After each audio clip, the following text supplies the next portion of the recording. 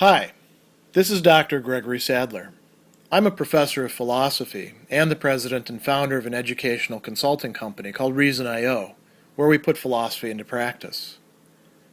I've studied and taught philosophy for over 20 years, and I find that many people run into difficulties reading classic philosophical texts. Sometimes it's the way things are said or how the text is structured. But the concepts themselves are not always that complicated, and that's where I come in. To help students and lifelong learners, I've been producing longer lecture videos and posting them to YouTube. Many viewers say they find them useful. What you're currently watching is part of a new series of shorter videos, each of them focused on one core concept from an important philosophical text. I hope you find it useful as well. In Chapter 6 of his work, Black Skin, White Masks, which is titled The Negro and Psychopathology, Franz Fanon is going to be examining what he calls Negrophobia, a sort of direction, you could say, of anti-black racism, particularly characterized by fear and other affects that are connected with each other, and the reduction of the black person, particularly the black man, to nature and to sexuality. And when we look at the things that he has to say, like with much of this work and Fanon's thought in general, the configurations of black and white, colonized, colonizer, these are in some respect, they're not simply contingent or accidental, but they're not essential either. These sorts of dynamics can be found in many other places as well, and he notes that the sort of structures of exploitation, they wind up being similar wherever you look.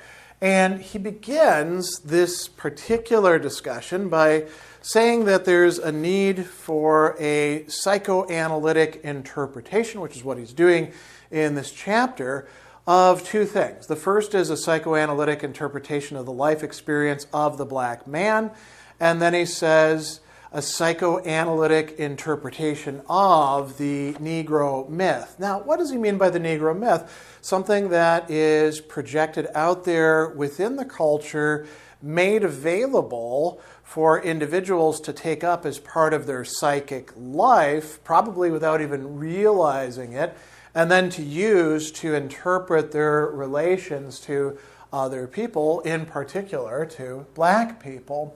And so he talks about the Negro as a phobogenic object. So genesis, the bringing into being, phobos is fear, so a fear-generating object, a stimulus to anxiety.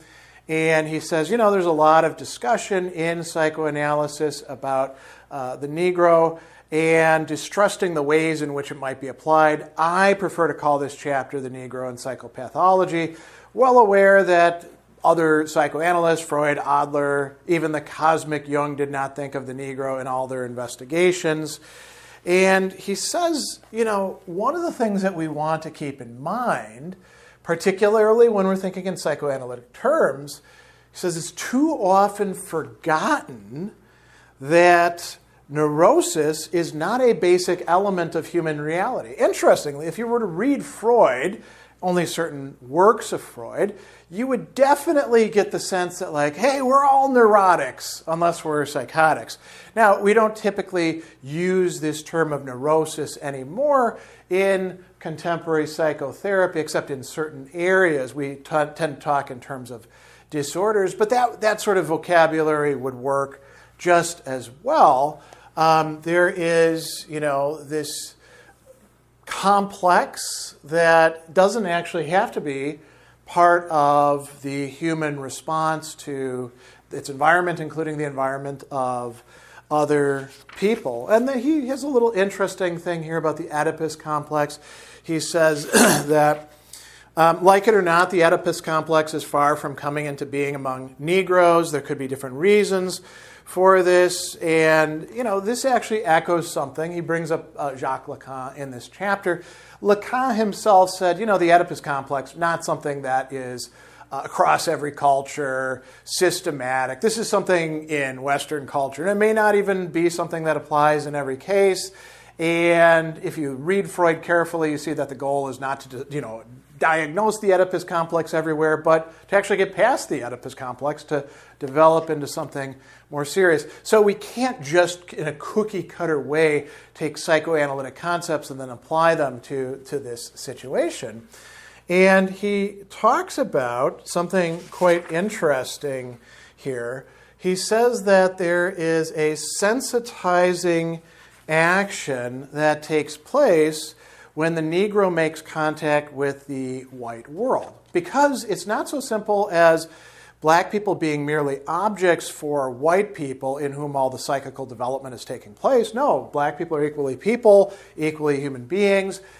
They have rich inner lives, and those are going to be characterized by the contact with the dominant culture that has imposed all sorts of ideas, social relations. Those are the things that Fanon is paying attention to. So he says that if the black person's psychic structure is weak, you observe a collapse of the ego. They stop behaving as an actional person. The goal of his behavior will be the other in the guise of the white person, for the other alone can give worth, and that is on the ethical level self-esteem. But there is something else, and here he comes back to the notion of the phobogenic. What is it to be phobogenic in the sense that he is using this term? He says, well, what is phobia? And he answers the question by relying on a definition. Phobia is a neurosis. Once again, we could use the term disorder, characterized by what?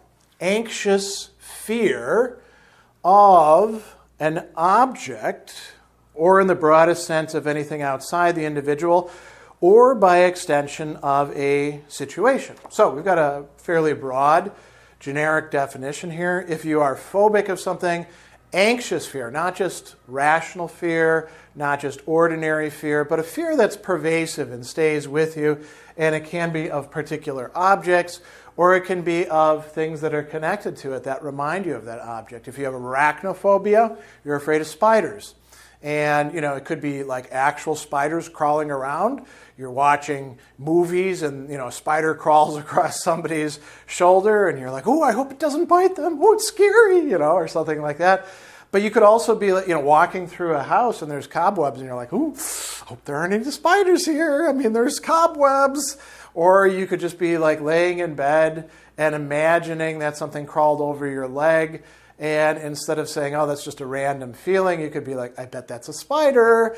I better, pull all the covers off and turn the lights on and take a look to make sure there isn't. And so you can have all sorts of possibilities of this. The one that Fanon is most interested in is fear of black people, and a fear that is rooted at a very basic level.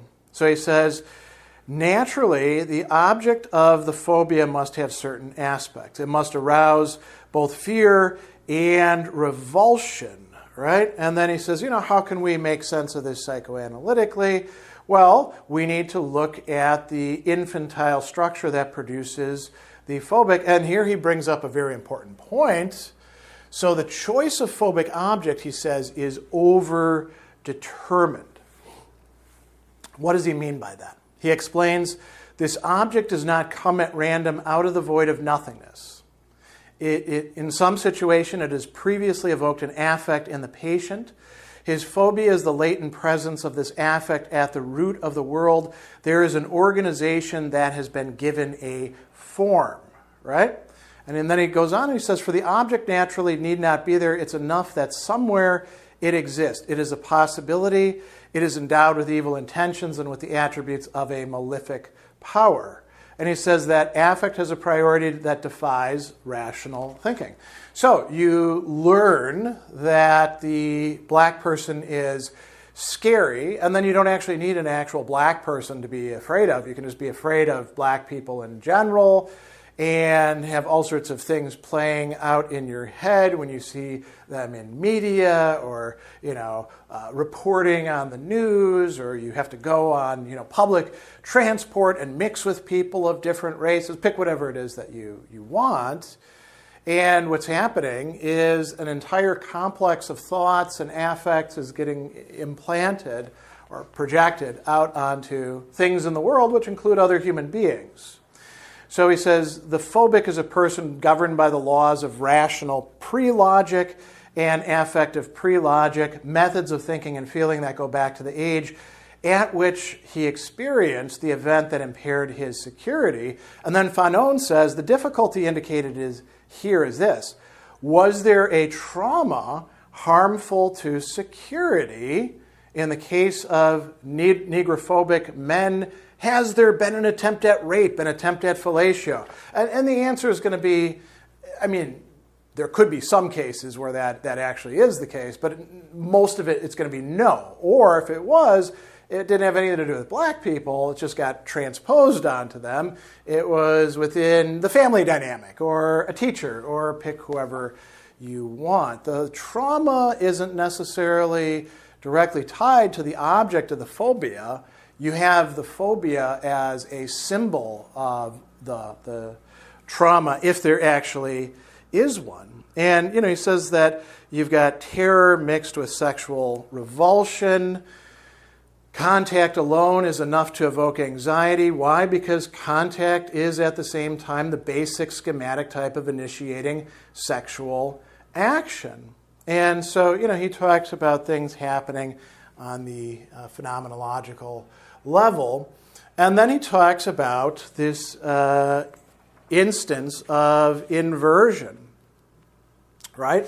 So what contradictory desires does the negrophobic person actually have? What's going on in their head or their heart, you might say, right? And so he identifies this with and this is where we get to the Negro myth, as he's going to call it, the sexual potency of the Negro. And he actually uses a very interesting term here.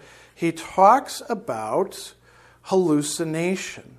And he says that this is actually the right term.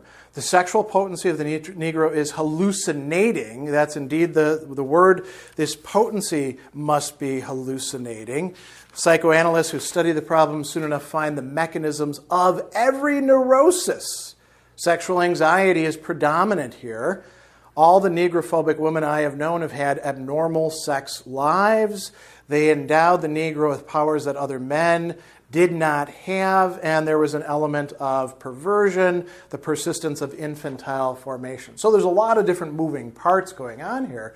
But again, Fanon is making the case that this is really sort of a cultural artifact rather than anything reflected in the nature of things.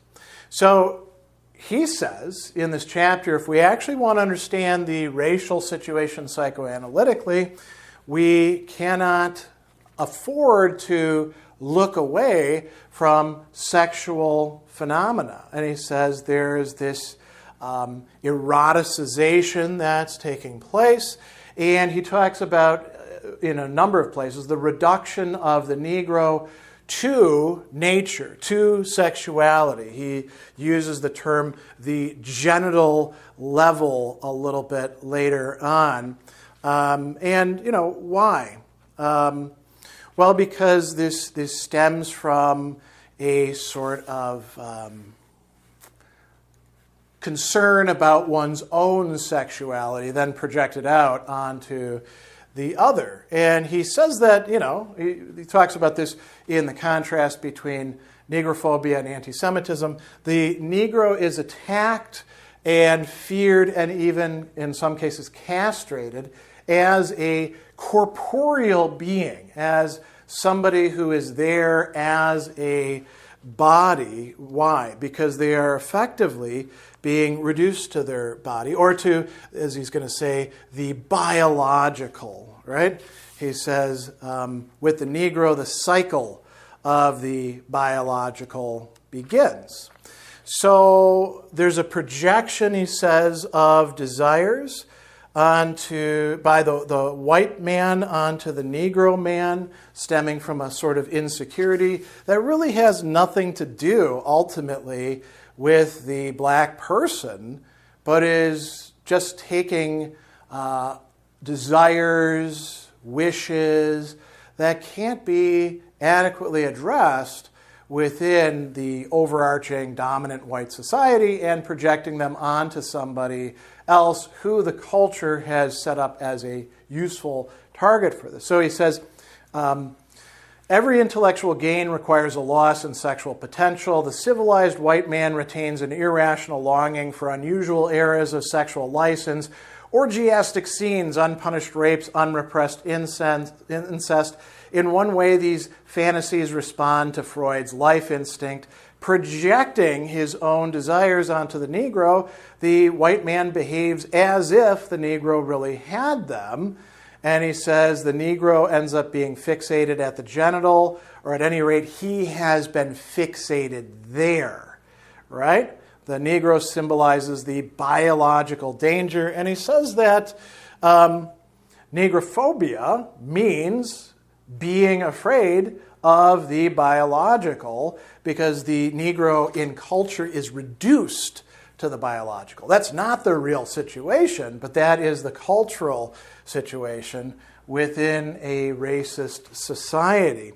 So he goes on and talks about, Senegalese soldiers. This is a little bit harder to relate to, but notice in our own contemporary cultures some of these ideas that he's going to bring up. The Negro symbolizes the biological. First of all, he enters puberty at the age of 9 and is a father at the age of 10. He's hot-blooded, his blood is strong, he is tough. And he's like, there are some people like that. There's also some white people like that. There's nothing inherent in being black that leads to this, biological vitality as such. That's a cultural construct. And he winds up talking in more philosophical or psychoanalytic terms about how this works. He says the white person is convinced the Negro is a beast, right? It's the sexual potency. And he says, face to face with this man who is different from himself, he needs to defend himself. In other words, to personify the other. Now, to personify the other means to give the other, which is a general category, a face, a mask, a persona, to use the old-fashioned Latin term. And he says, this other will become the mainstay of his preoccupations and desires. Now, is this only about men? No, it's also about women too. As he goes on immediately to talk about a prostitute who he had mentioned earlier, right? And what is actually going on with this. And he talks about fantasies of rape, of aggression, and he ends up saying that this is an infantile fantasy that stems from childhood and doesn't actually get resolved. And we could look at it psychoanalytically, and he does actually provide you with that.